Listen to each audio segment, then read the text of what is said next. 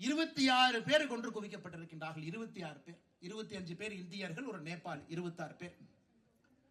அவங்க எல்லாரும் யாருங்க ஐயா? கர்நாடகா, ஹூப்ளி, ஷிமோகா, நம்ம ஆந்திர பிரதேஷ் நெல்லூர்காரரு, இவங்க எல்லாம் டூர் போறாங்க. எல்லாம் அந்த கோடை கால விடுமுறைக்காக புதிதாக திருமணமாகி போனவங்க இருக்கிறாங்க, ஹனிமூன் போனவங்க இருக்கிறாங்க, திருமணமாகி ஒரு வாரம் ஆன நேவி ஆபீசர் அவங்க இருக்கிறாங்க.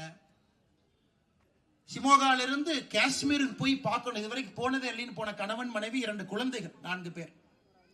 அவங்க 26 பேர்த்தையும் கொடூரமாக தீவிரவாதிகள் மதத்தினுடைய பெயர்ல, நீ எந்த மதம், நீ இஸ்லாம் மதமாக இருந்தா குர்ஆன்ல இருந்து 2 வார்த்தையை படி, உனக்கு தெரியாதா, அப்ப நீ ஹிந்து மதம், இங்க வந்து நெல்லு.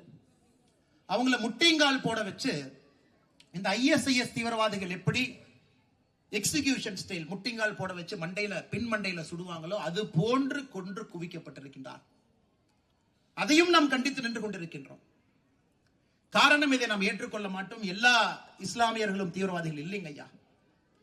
இஸ்லாமில அதை தவறாக புரிந்து கொண்டவர்கள் சில தீவிரவாதிகள் இருக்கிறாங்க. அவர்களால் இஸ்லாம் மதத்துக்கே கெட்ட பேர், எல்லோருக்குமே கெட்ட பேர். 26 பேர் அப்பாவிகளை கொண்டிருக்கின்றார்கள். அதையும் ஒரு நாடாக நாம் ஒன்றாக இணைந்து நின்று கொண்டிருக்கின்றோம்.